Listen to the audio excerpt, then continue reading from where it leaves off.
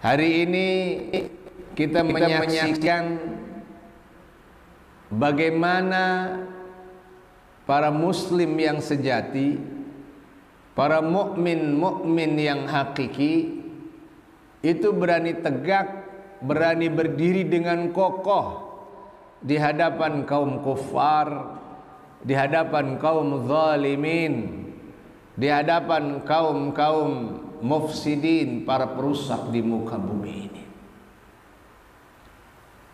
Kebenaran kalam Allah, kebenaran janji Allah sudah nampak di depan para pejuang-pejuangnya, para pembela-pembelanya, yang mungkin kita di Indonesia hanya pertama tentu menyaksikan dari jarak jauh, tapi dari dekat ruh kita, jiwa kita, rintihan doa kita, dan donasi-donasi kita secara maksimal kita bantu untuk para pejuang-pejuang di Ardul Palestin, bumi Palestin yang Allah berkahi ini.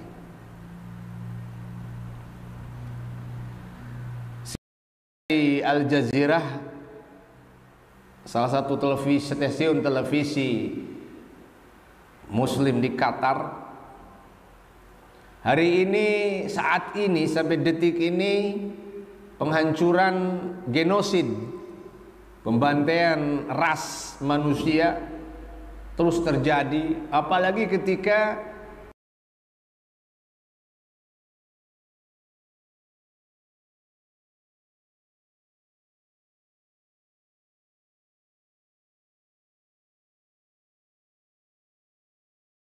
kemanusiaan PBB sangat kesulitan ya memantau perkembangan di Gaza. Ratusan pekerja PBB, dokter-dokter, medis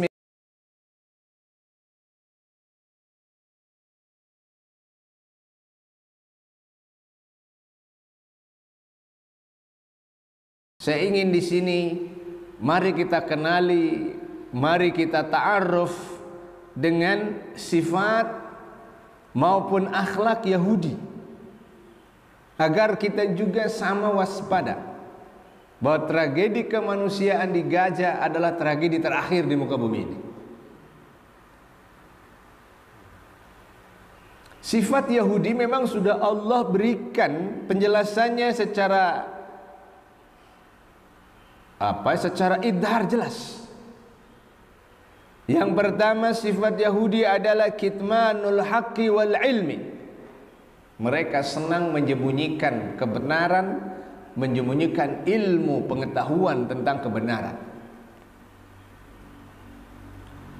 Walaupun wahyu itu jelas, walaupun kebenaran itu jelas wahyu dari Allah, maka mereka tidak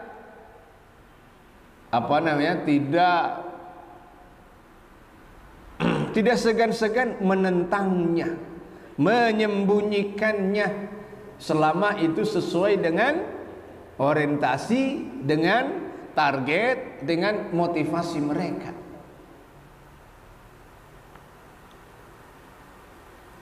Ya ahlal kitab lima talbisuna al-haqqa bil batil wa taktumuna al-haqqa wa antum ta'lamun.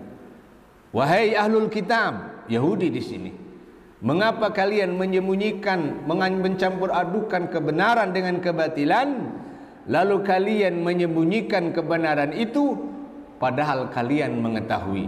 Ali Imran ayat 7. Yahudi tahu siapa Muhammad bin Abdullah. Mereka ta'ayush, hidup, menyaksikan langsung bi'sah alias pengangkatan Muhammad bin Abdullah jadi Rasul. Mereka hidup di kota Madinah berkat dari piagam Madinah yang merupakan piagam kemanusiaan paling tinggi, piagam peradaban, penghormatan, kebebasan beragama paling tinggi.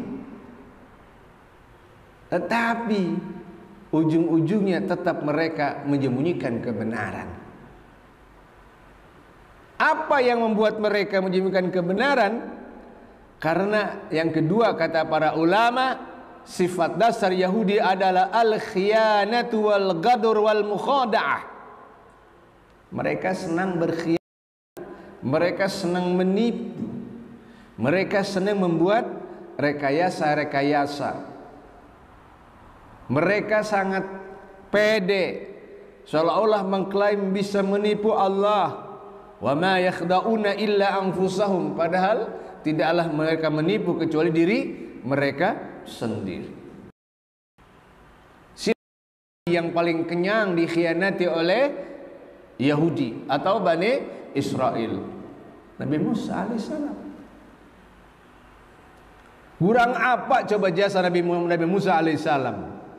Membebaskan Bani Israel dari cengkraman Fir'aun, membawa perubahan besar dalam kehidupan Bani Israel. Tapi air susu dibalas air tuba.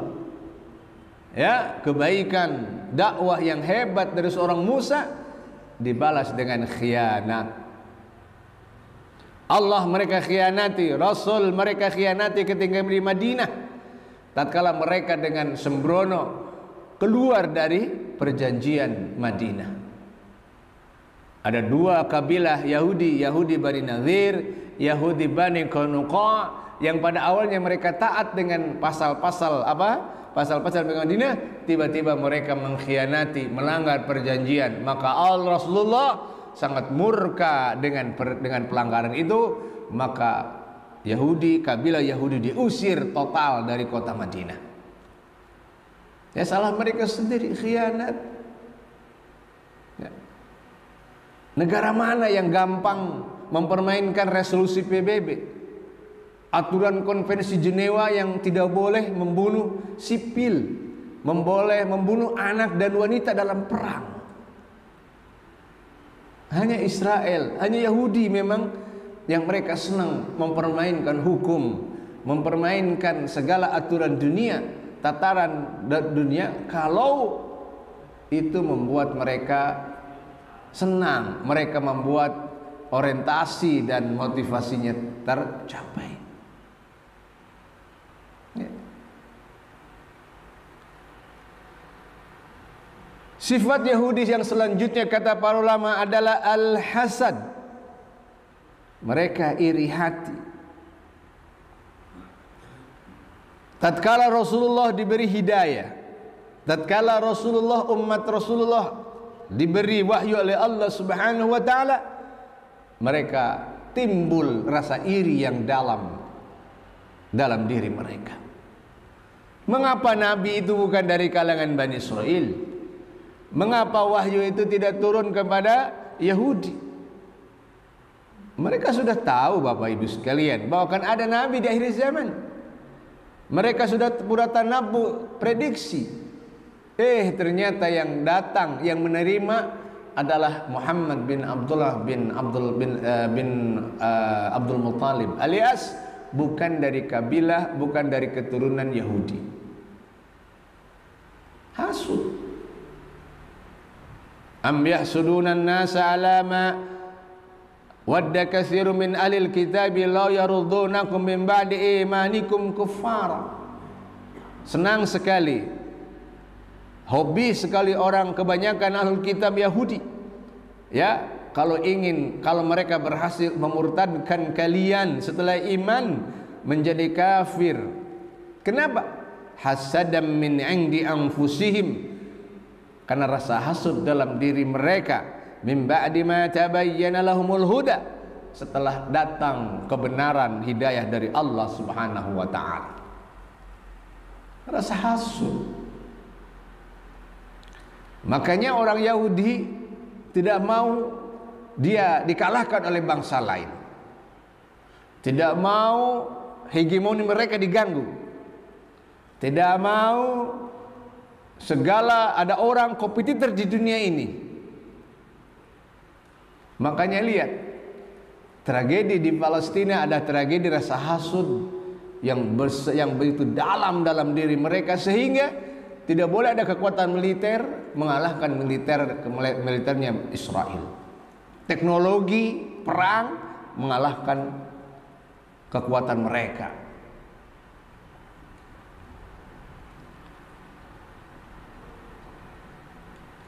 Tapi ada kabar satu-satunya yang paling ditakuti Israel itu adalah orang Indonesia. Percaya bah? Saya tuh rundutan itu kayaknya perlu dibawa ke Gaza ini ya. Ustaz Cecep, ya Allah, ya ayyuhal mudaththir. Ini khusyuk sekali Ustaz Duna ini salah baca doa mungkin ya. Harusnya bacanya Robbi zidni ilma warzuqni fahma. Dia baca bismika. Lihat dong santriwati akhwat itu semuanya masih terjaga ya. Mereka takut sama orang Indonesia itu gara-gara menerima rombongan turis Indonesia, mahasiswa Kairo sih ya, yang mau piknik ke Yerusalem. Maklum orang Sunda kan kalau mau piknik bebekalan. Nah bekal yang gampang itu lontong. Nah di Kairo kan susah daun pisang bu, dia terpaksa pakai kertas aluminium foil kan, bungkuslah nyin lontong masukkan ke tas, bawa ke perbatasan Rafah. Pas di checkpoint militer semua kan diperiksa tuh pakai metal detektor. Itu mah nggak tahu itu tas yang isi lontong tiba-tiba membuat sirine nyala. Langsung ditodong tas sama si Israel. Iftah, buka. Kata teman saya, kenapa ini berbunyi? Oh mungkin gara-gara lo bating aluminium foilnya ya. Maka dengan tenang dia buka, lalu dia ambil belowok di dahar itu lontong di depan Israel. Itu langsung geleng kepala. Majnun katanya, bom di dahar. Percaya tuh bah, sok gara abah kali itu. Hasadam min indi anfusihim. Amerika sekarang pak, lapor di Al Jazeera itu sudah buka markas militer rahasia di sekitar Gaza. Bayangkan pak, ini bukan negara dengan negara pak. Palestina itu terbelah antara jalur barat yang dipimpin oleh Palestina nasionalis, gerakan Fatah, pimpinan Mahmud Abbas. Itu nasionalis, liberal. Satu lagi di jalur Gaza. Jalur Gaza itu Islamis. Yang tentaranya hanya 35.000, penduduknya 2 juta, melawan Israel yang didukung oleh Amerika, didukung oleh Inggris, didukung oleh Uni Eropa. Hebat nggak pak itu? Ini bukan negara dengan negara, pak. Negara dengan kelompok perlawanan. Karena rasa hasut, pak, nggak mau kalah. Tapi saya baca data-data juga bahwa memang sekarang orang-orang Israel setahun sebelumnya pak, mantan Perdana Menteri Israel Ehud Barak, masih dengar nggak? Perdana Menteri sebelum Benyamin Netanyahu itu, dia sudah menulis tentang kekhawatiran hancurnya Israel setahun sebelumnya pak. Umur Israel sekarang itu 76 tahun pak. Kata Ehud Barak, kerajaan Yahudi itu tidak bisa bertahan kecuali hanya 80 tahun. 76 ke 80 tahun berapa tahun lagi bah? 4 tahun lagi. Dia bilang apa? Tidak ada kerajaan Yahudi berdiri di atas 80 tahun. Itu sejarah mereka tahu. Hanya dua kali dalam sejarah Yahudi. Pertama kerajaan Daud tentu saja yang membangun. Satu lagi siapa kerajaan siapa? Itu hanya bertahan 80 tahun. Nah sekarang dekade ketiga, Al-Aqd Ats-Tsamin, mereka mulai resah juga. Jangan-jangan memang 4 tahun ke depan Israel tamat, khatam, tidak ada lagi di peta di dunia ini. Kayak ini siklus namanya laknat 80 tahun. Jadi hati-hati yang bapak-bapak usia 80 tahun. Bukan dilaknat ya. Usia 80 sudah dekat. Hati-hati. Ini prediksi dari dalam. Hati-hati dengan angka 80. Indonesia baru keberapa kemerdekaannya? Kemarin ke berapa? Ke 70 berapa? Waduh, ke 80 tahun berapa tahun lagi? Bubar nih, kita kira 2 tahun lagi. Allah karim. Jadi ada siklus 80 tahun yang mereka takuti. Yahudi takut sekali. Angka 80. Ya. Dan mudah-mudahan kalau prediksi Syekh Ahmad Yasin, pendiri perlawanan Hamas, justru tahun 2027 akan hancur. Mudah-mudahan prediksi ini akan terwujud dengan janji Allah, ala inna nasrallahi qarib. Masalahnya ada yang bilang kalau Israel kalah, kiamat sudah dekat. Pilih mana ini, Mbah?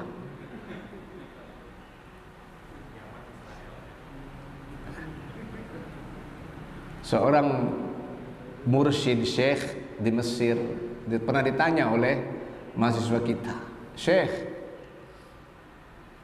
Yahudi bangsa yang terkutuk, terlaknat dengan sekian label-label negatif, kenapa tidak Allah hancurkan seperti kaum 'Ad, seperti kaum Tsamud? Kenapa tidak seperti itu Allah habiskan seperti itu 'Ad, Tsamud?" Dengan menangis beliau menjawab pertanyaan sang mahasiswa, jika Yahudi Allah adkan, Allah samudkan, maka dari pintu surga mana engkau akan masuk? Artinya ini perlawanan menuju menang atau syuhada itu pilihan terbaik bagi semua umat Islam. Ya, pintu surga, pintu kebaikan. Bayangkan Pak, Gaza itu diblokade sudah hampir 14 tahun. Satu kota yang lebarnya hanya 14 meter, 14 kilometer kali sekitar 30 kilometer, itu satu kota kecil Pak. Itu diblokade, dipenjara, listrik disuplai, semua suplai oleh Israel. Tapi kenapa perlawanan sangat menegangkan, sangat membuat, apalagi serangan 7 Oktober Pak. Serangan 7 Oktober hari Sabtu pas waktu suruk, waktu duha. Orang Israel lagi tadi malam pesta, mau pesta besar-besaran karena apa? Karena besoknya hari nasional. Terjadilah penyerangan dari darat, udara dan laut dari pasukan muslim. Porak-poranda Pak. Maka kata juru bicara Abu Ubaidah mengatakan, mitos militer Israel kuat hancur, ambiar. Mitos intelijen Mossad yang hebat ambiar. Nah inilah, memang mereka pandai membuat mitos. Tapi sekarang dengan perlawanan sangat strategis di hari 7 Oktober kemarin, dan sekarang masuk hari ke berapa? Hari 22. Ternyata mereka pasukan muslim masih kuat bertahan. Segini jalur barat belum bergerak Pak. Baru 3 faksi Palestina yang turun. Hamas tentu saja, kedua Saraya Al-Quds, yang ketiga ada faksi-faksi kecil. Ini yang nasionalis belum gerak Pak. Padahal ancaman terbesar di depan jalur barat yang nasionalis sama, mereka harus pindah ke Jordania. Nanti jalur barat pindah ke Jordan, jalur Gaza pindah ke Mesir. Sama-sama mau terusir, tapi eta kalah sare wae eta nu jalur barat teh. Allah. Itulah karena beda prinsip, beda orientasi. Ya. Mudah-mudahan dengan kemenangan Persib tadi malam. Berapa bah? 4-1 ya. Ini jadi spirit kemenangan di sana. Allah Akbar, amin. Allah. Kalau saya nonton dan berdoa biasanya bagus mainnya gitu. Tapi kalau saya poho kacau gitu.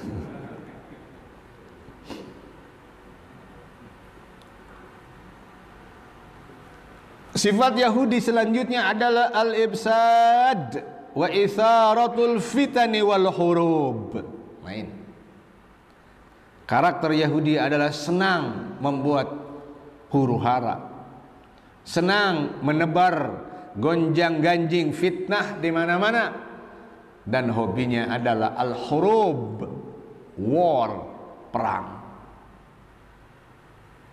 Kenapa?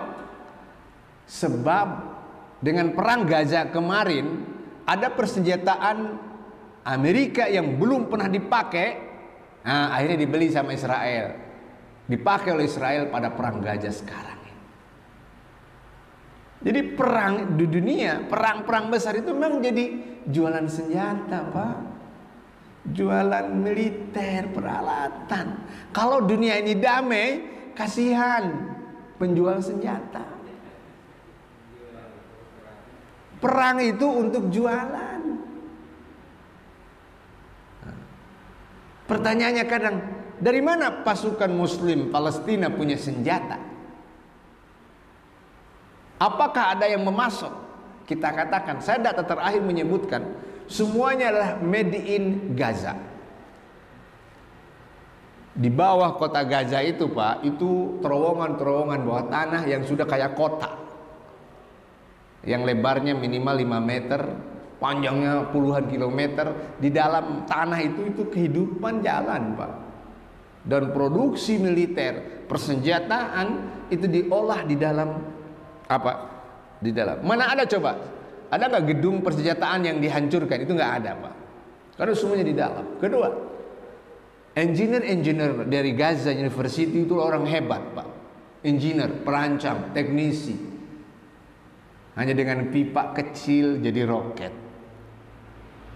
Hanya dengan alat sederhana jadi hal yang membuat menakutkan sekali bagi pasukan Israel. Berita Al Jazeera saja udah berapa belas helikopter militer ditembak jatuh, Pak, oleh roket-roket sederhana. Ya walaupun sederhana, alhamdulillah itu sudah ada yang 60 km jarak jauhnya, ada yang 125 km, dan terakhir yang paling tinggi Ayash itu mencapai hampir ke ujung Israel utara, itu bisa kena, Pak. Makanya ngeri sekarang. Kalau dulu orang Palestina diusir, dipaksa, sekarang pun sama. Orang Yahudi yang hidup di permukiman itu mereka juga ngungsi, hampir 1,5 juta orang ngungsi karena mereka takut mati, Pak. Takut mati. Cukup satu komplek diserang dengan roket satu, udah gentar orang Yahudi, pada pergi ninggalin. Dan konon sebelum pergi mereka bakar dulu itu, hancurkan dulu apa apartemen atau permukimannya biar tidak direbut oleh orang Palestina. Al-Ibsan. Wa qalatil yahudu yadullahi maglulah. Mereka orang Yahudi mengatakan tangan Allah itu terkekang. Gullat aidihim. Jelek sekali apa yang dilakukan mereka.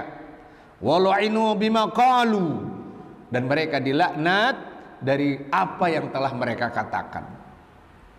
Bal yadahu mabsutatani yunfiqu kaifa yasha. Yang ada bahwa tangan Allah keduanya terbuka. Ia bebas memberikan rizki kepada siapapun dan menahan rizki kepada siapapun. Wala yazidanna katsiran minhum. Dan Allah tambahkan kebanyakan kepada Yahudi, ma unzila ilaika min rabbik, dari wahyu yang Allah berikan kepada Tuhanmu, tughyanan. Nah, sifat dasar orang Yahudi tughyan, melebihi batas, kufra, dan pengingkaran yang begitu dahsyat.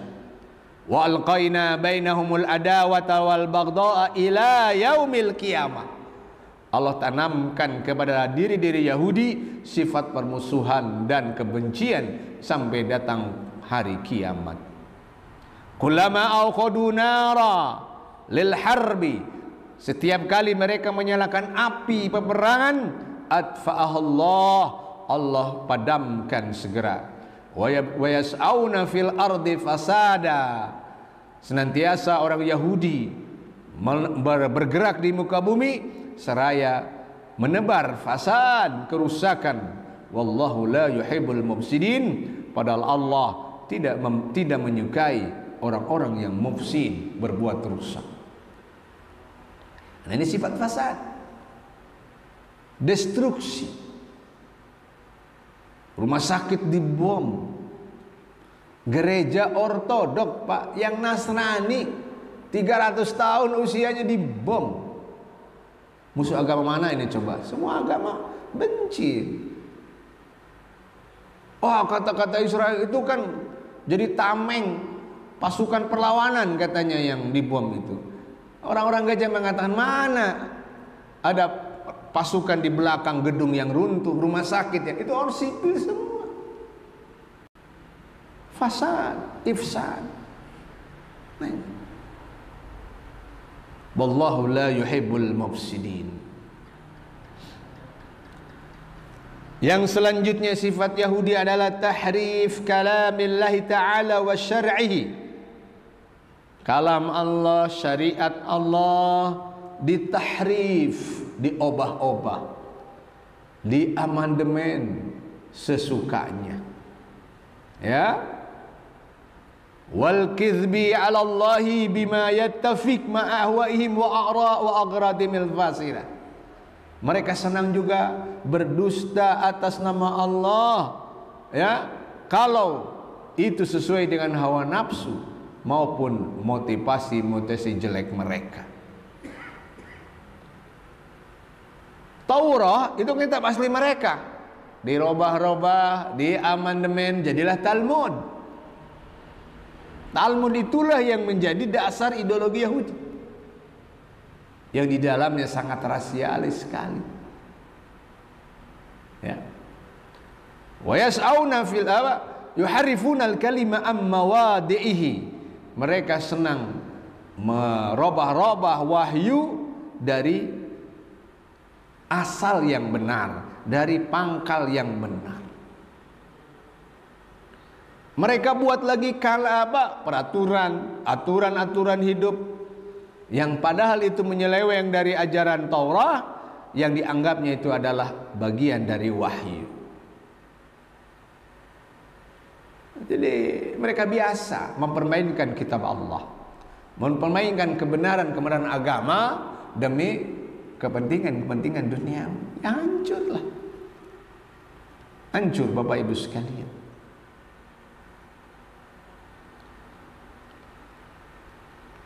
Kemudian hadirin, nah ini Al-Quran menyebutkan juga karakter orang Yahudi adalah ihtikar al-akharin. Mereka menganggap hina orang-orang selain Yahudi, menganggap sepele, menganggap sebelah mata orang-orang non-Yahudi. Karena mereka mengklaim Yahudi adalah sya'bullahil mukhtar, bangsa Allah yang terpilih, the chosen people. Mereka menganggap mereka dirinya adalah wali-wali Allah, makhluk-makhluk yang dicintai oleh Allah. Mereka lah, ya, terlepas dari mereka sangat tidak manusiawi. Mereka menganggap bahwa yang hanya bisa jadi ahlul jannah itu adalah orang Yahudi. Kaum yang berhak mendapatkan ridho Allah, rahmat Allah, ya, itu adalah hanya Yahudi. Dan orang di sekitar non-Yahudi, baik Nasara maupun kaum muslimin dan sejenisnya, di dalam Al-Quran mereka menyebutnya kita yang bukan Yahudi namanya ummiyin. Ummi itu bangsa bodoh, bangsa yang tidak melek, bangsa yang bahlul, yang terkena penyakit telmigapo. Tahu telmigapo? Telat mikir, gampang poho. Apalagi dengan untuk sanlot ini, para santri kolot kayaknya ya. Halo, santri kolot, masya Allah. Artinya, karenanya ada ini. Karena mereka menganggap kita ini adalah orang Umayyin alias non Yahudi, halal harta mereka, halal kehormatan mereka. Kita dianggap oleh Yahudi adalah binatang, seperti binatang ternak, hewan melata di dunia yang hidup untuk mengabdi kepentingan Yahudi. Saya mengatakan begini dari Al-Quran, Pak, bukan dari pribadi saya yang jiwa kita lagi bergolak membenci kesewenangan Yahudi. Lihat dalam Ali Imran ayat 75. Laisa alaina fil ummiyina sabil. Laisa, tidaklah dosa alaina atas kami fil ummiyin, ketika merusak, ketika merampas, ketika membunuh, ketika menodai kehormatan ummiyin non Yahudi, sabil, nggak ada masalah. Bayangkan, mengambil harta mereka, merampas hak-hak mereka, menjadikan non Yahudi menjadi target-target pembunuhan dan lain sebagainya. Ya, itu hal yang biasa, itu apa? Sesuatu yang lumrah bagi ideologi Yahudi. Laisa alaina fil ummiyina sabil. Coba aja lihat, membunuh orang Gaza lagi tidur, dibom itu, Pak. Berapa sekarang sudah angka 7.000 8.000. Itu yang langsung syahid. Belum lagi belasan ribu, puluhan ribu yang terluka. Yang sekarang rumah sakit di Gaza terbatas, Pak. Listrik dimatikan. Alhamdulillah, ini tragedi kemanusiaan yang paling dahsyat. Ada yang bilang ke saya, Pak Ustadz, kurang santet weyu. Itu Perdana Menteri brokokoknya itu. Kata saya, dalam ilmu santetologi, kurang hebat apa tuh zaman santet pada masa penjajahan Belanda? Coba, itu kan udah kuat juga santet, Pak.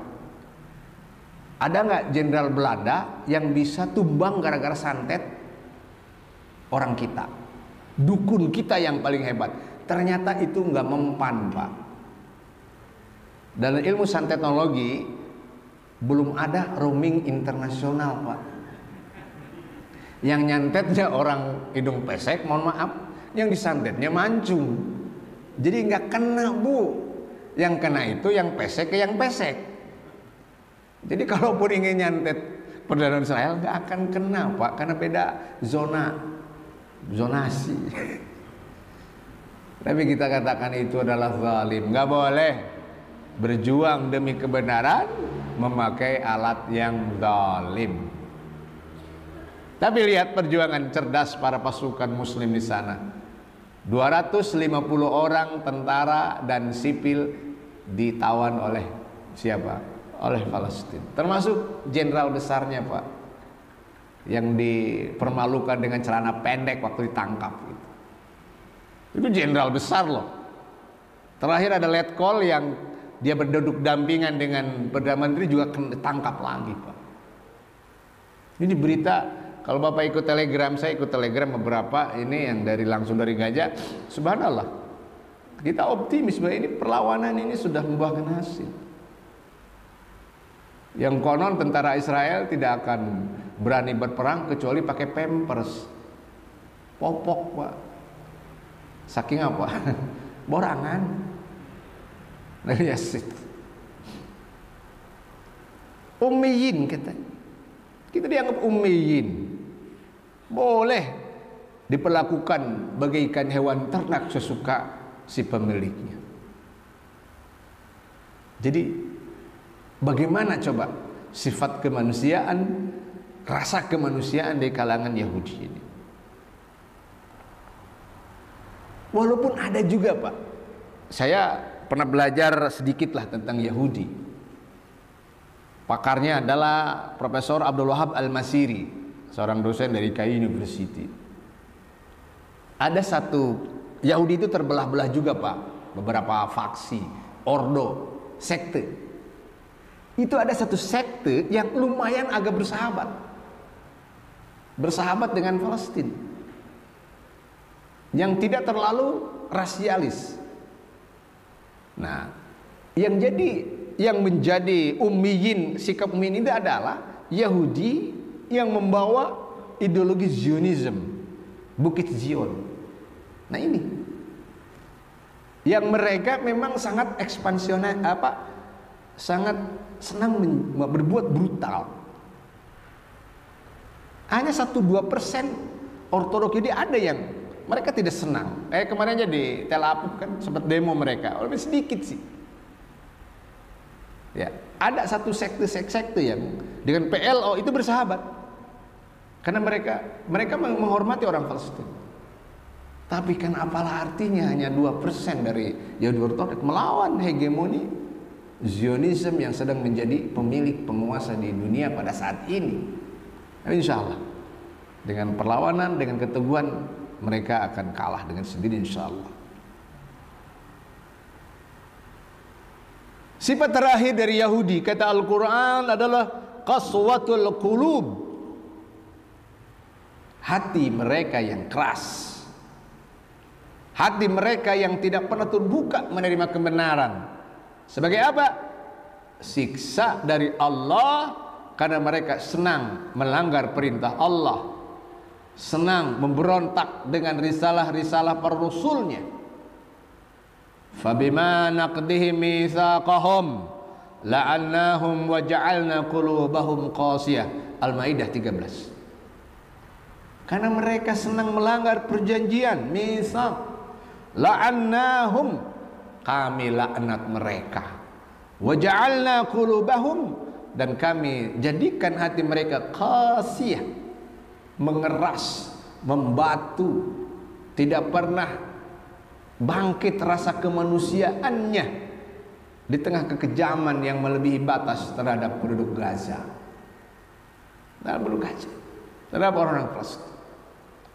Summa qasat qulubukum min ba'di dzalika, karena mereka biasa melanggar, membangkang terhadap risalah Musa alaihissalam, mengeraslah hati mereka, kal hijarah, bagaikan batu, au asyaddu qaswah, bahkan lebih keras daripada batu.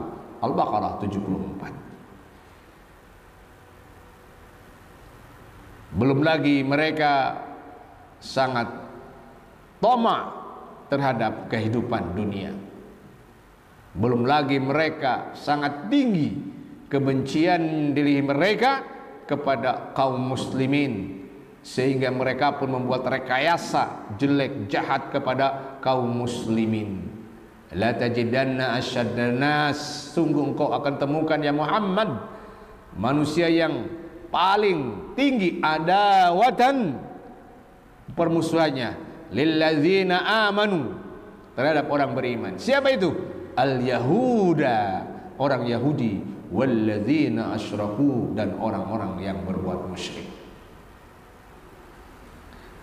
Paparan Al-Quran sudah jelas, paparan yang membuat kita waspada, membuat kita terbuka, kewaspadaan terbuka, kehati-hatian terbuka untuk mempersiapkan jangan sampai episode penjajahan, genosid, menghanguskan ras manusia pada zaman modern, penjajahan terus terjadi di negara lain, di tempat lain. Tapi yang menarik, sedahsyat-dahsyatnya penderitaan orang Gaza, mereka tidak mau berpindah dari kota Gaza, karena mereka adalah penjaga Al-Aqsa. Kalau meninggalkan Palestina, siapa yang bisa menjaga Al-Aqsa? Tutuplah Pandangan kita, pendengaran kita ada orang yang nyinyir dengan perlawanan Palestina. Ada bongana tuh Hamas nekat melawan, jadi we menderita. Melawan enggak melawan menderita, Pak. Mending sekalian melawan. Diam, dihina, dijajah, sekalian melawan. Lebih tenang, lebih tegak.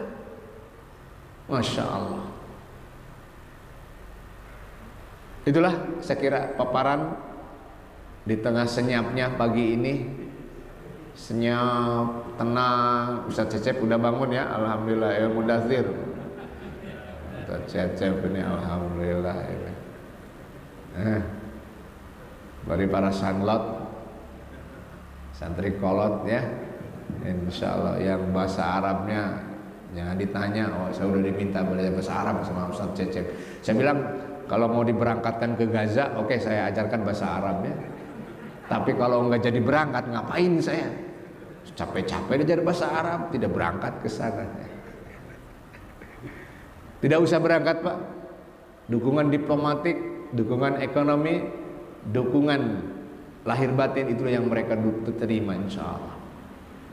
Mereka tidak butuh kehadiran fisik kita. Mereka sudah mewakafkan diri mereka penjaga Masjidil Aqsa.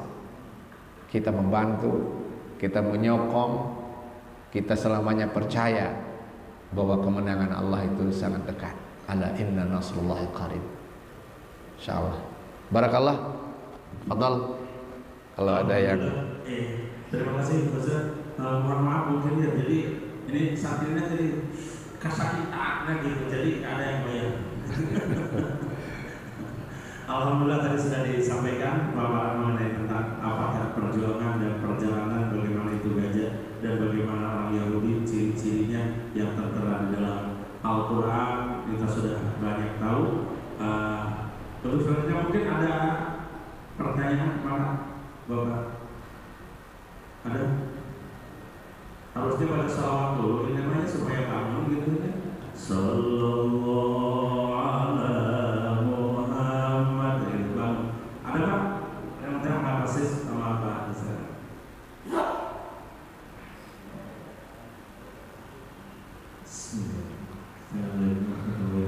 Waalaikumsalam warahmatullahi wabarakatuh. Kita ketahui bahwa tetangga terdekat dari Palestina itu adalah Yordania, Mesir, Arab Saudi, kemudian Uni Eropa, negara Arab.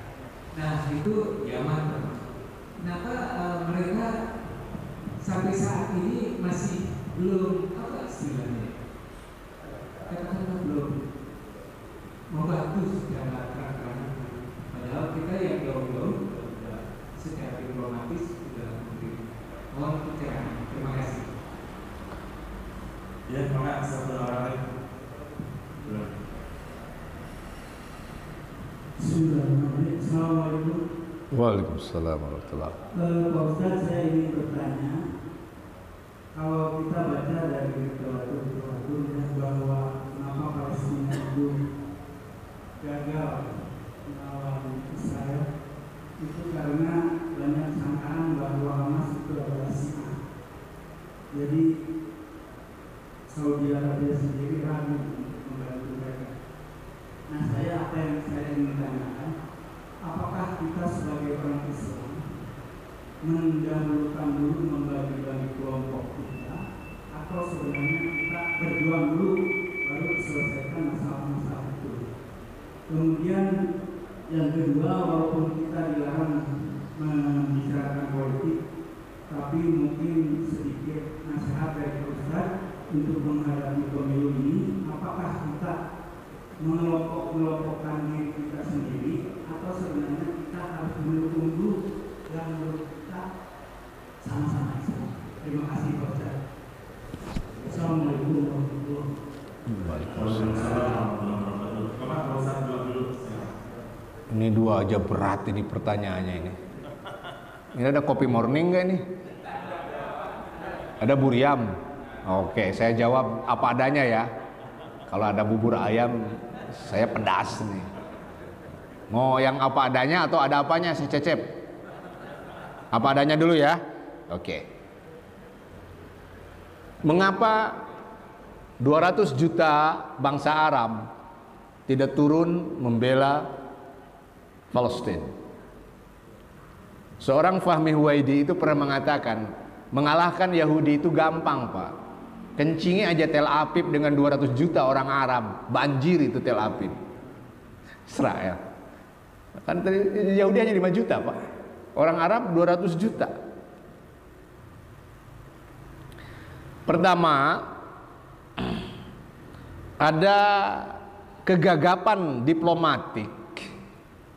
Karena beberapa negara sudah rekonsiliasi dengan Yahudi. Pertama Mesir, perjanjian Camp David 73.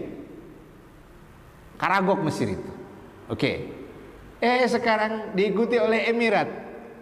Sudah rekonsiliasi juga sehingga 5.000 atau 500 orang Yahudi sekarang ngambil kedua jinsiyah atau kewarganegaraan Emirat.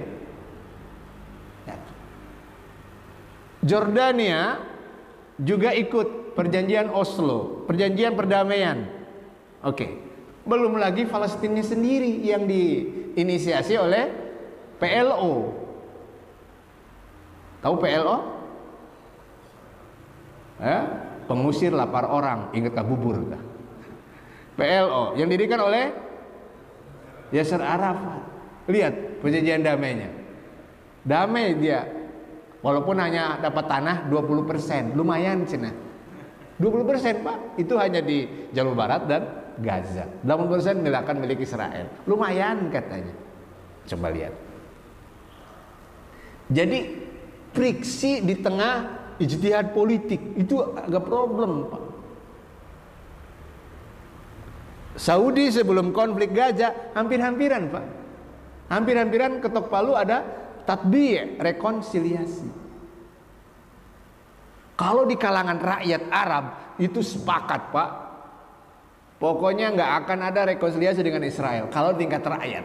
Tapi kalau di tingkat penguasanya kan tahu sendiri Abah kan. Ini ada tangan besar di balik pemaksaan rekonsiliasi dengan Israel. Saya ingat, Pak. Mesir secara pemerintah yes dengan Israel, tapi rakyatnya nggak ada, Pak. Termasuk dalam olahraga nggak ada rekonsiliasi. Pernah kejadian, Pak, ada kejuaraan Piala Dunia bola tangan di Belanda. Tiba-tiba tim Israel ikut main, Pak, di acara itu. Dipaksain oleh komite itu. Harus bertemu dengan Mesir, Pak. Marahlah Mesir kan. Apaan aku main sama Israel? Hanya mereka mau memboikot, tidak mau main. Diancam oleh panitia. Oke, kamu WO, kamu akan WO kan kalian. Seumur hidup nggak boleh main lagi bola tangan dunia. Bingung tah tim nasional teh. Bingung juga. Maju kena, mundur karena akhirnya darurat. Udah maju, oke.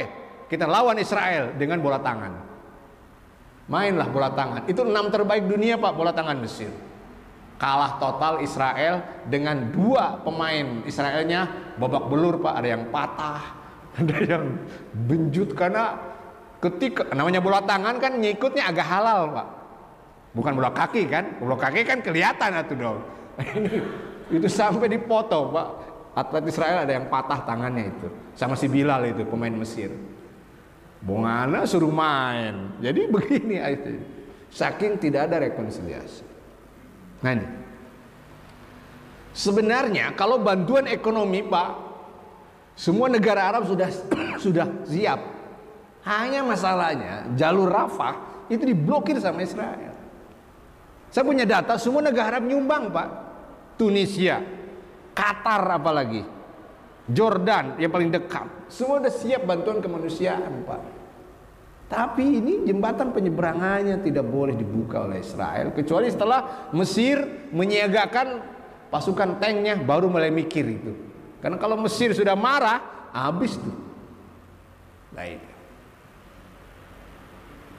Dalam pandangan husnudonistik, ini satu pergaulatan diplomatik dulu. Sebab Satu yang dikhawatirkan oleh rejim Arab apa? Israel itu pemilik senjata nuklir, Pak. Arab nggak ada satupun yang punya nuklir. Coba imbang nggak ini dalam perang modern, Pak? Cukup dengan 6 sampai negara Arab berapa sih Pak jumlahnya? 200 juta orang. Negaranya sekitar 23 negara. Cukup dengan 23 bom, habis itu negara. Yang ngeri Pak, itu bom kotor itu sudah diminta oleh seorang anggota parlemen Israel. Aduh, pakai bom aja katanya. Habis itu orang Arab.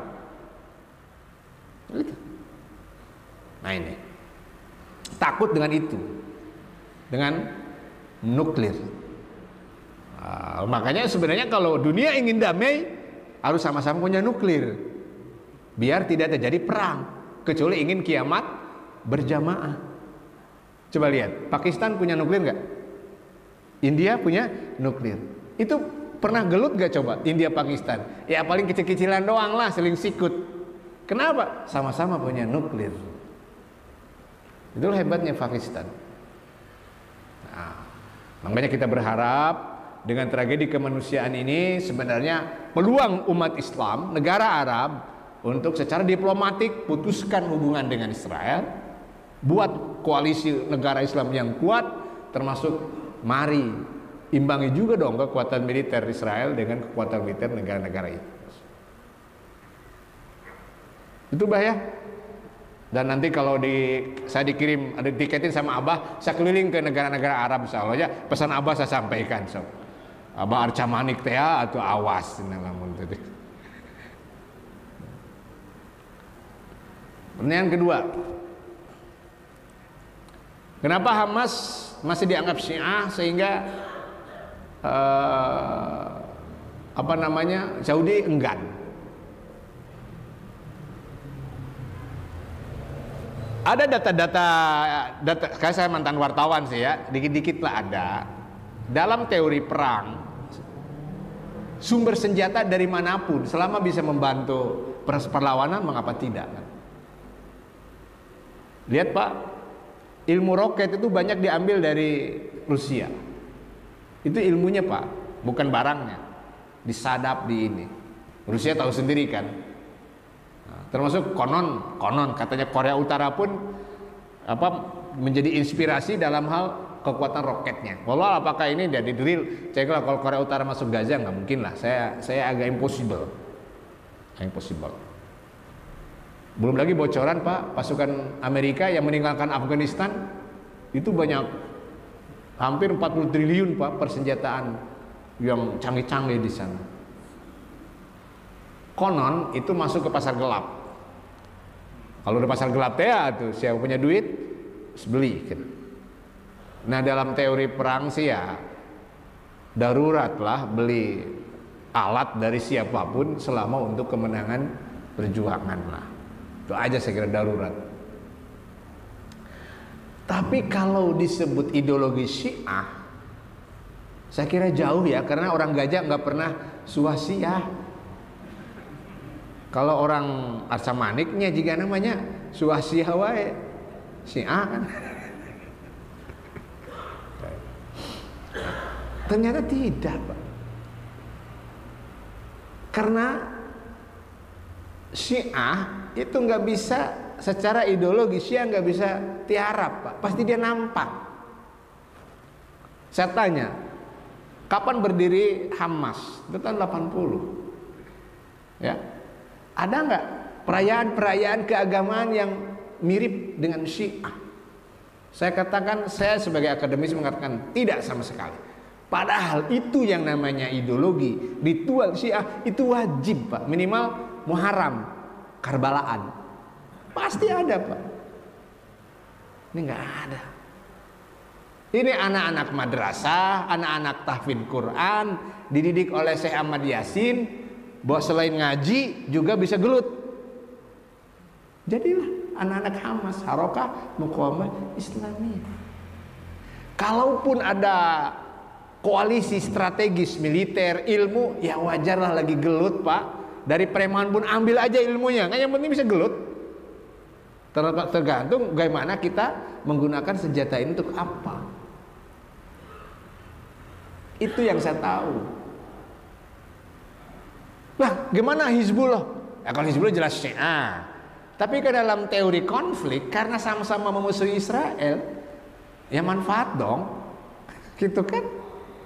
Manfaat. Yaman, Muslim, Syi'i, ya. Sekarang yang berkuasa Houthiyun, itu Syiah memang Pak. Libanon itu setengah Nasrani, setengah Muslim. Muslimnya dominan Syiah dan sedikit orang Sunni.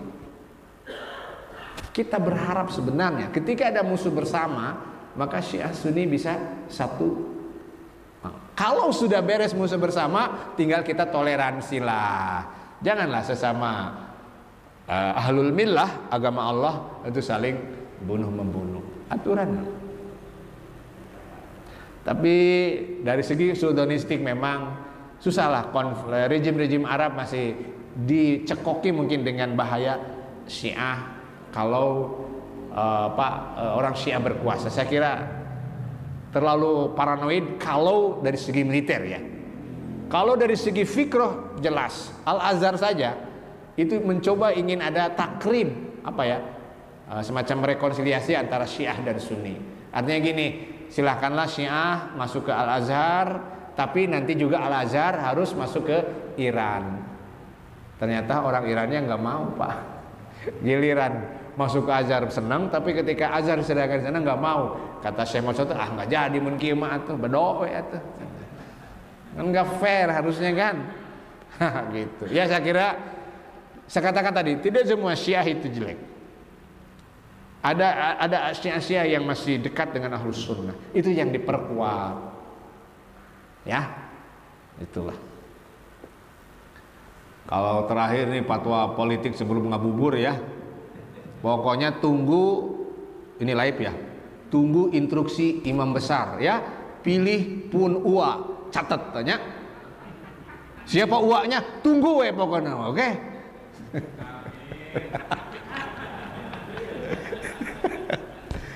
Allah.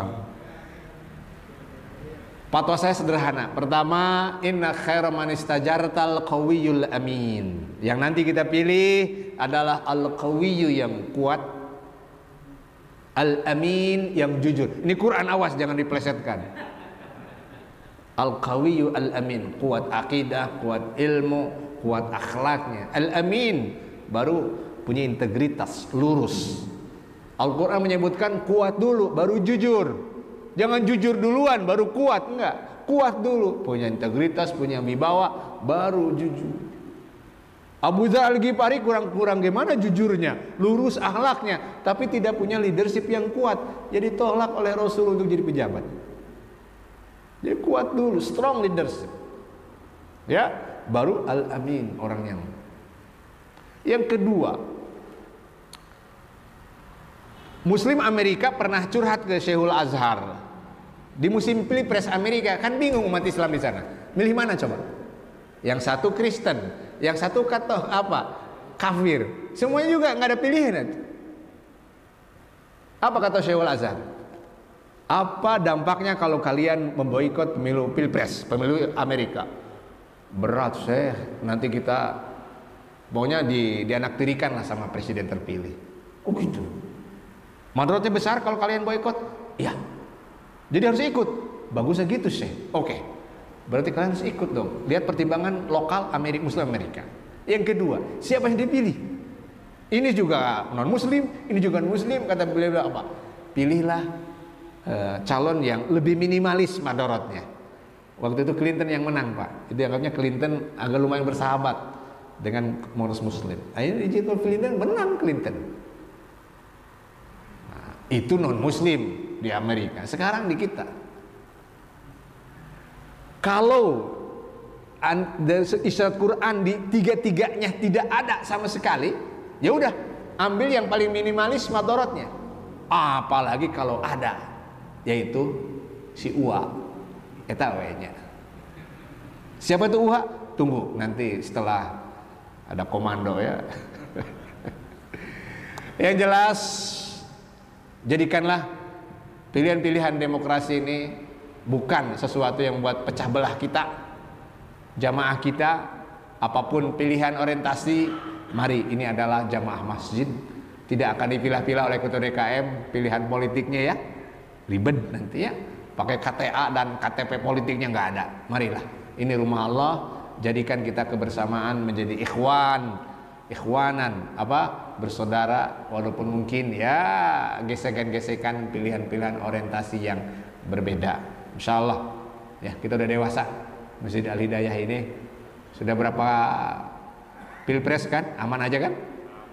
Jemaah subuh tidak berkurang kan gara-gara beda pilihan? Amin wae sih Bapak. Ya Sanlot, alhamdulillah ya sudah bangkit ya, alhamdulillah. Menjelang syuruk mas sudah mulai bangkit, barakallah ya. Semoga kita semua diberi kekuatan oleh Allah untuk mewaspadai segala makayid, konspirasi jelek dari Yahudi, dan tetap umat Islam Indonesia ada dalam kebersamaan, dalam ukhuwah, dalam situasi apapun, termasuk nanti menjalani pesta demokrasi tahun depan insya Allah. Kudu tilu disebut atuh Pak. Demikian, mohon maaf segala khilaf. Aku qouli hadza wa astaghfirullah lakum. Bismillah ni'mal wakil. Assalamualaikum warahmatullahi wabarakatuh.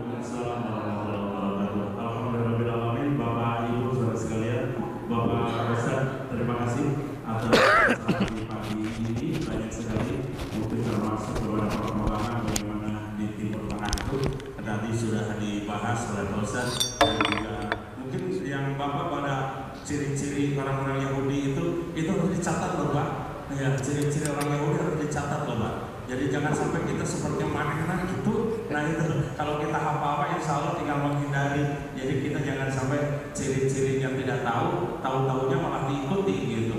Nah maka itu ciri orang Yahudi itu memang seperti itu. Terima kasih Pak Ustaz. Insya Allah di kesempatan lain kita bisa bertemu kembali karena memang ini adalah sangat panjang bahasannya dan perlu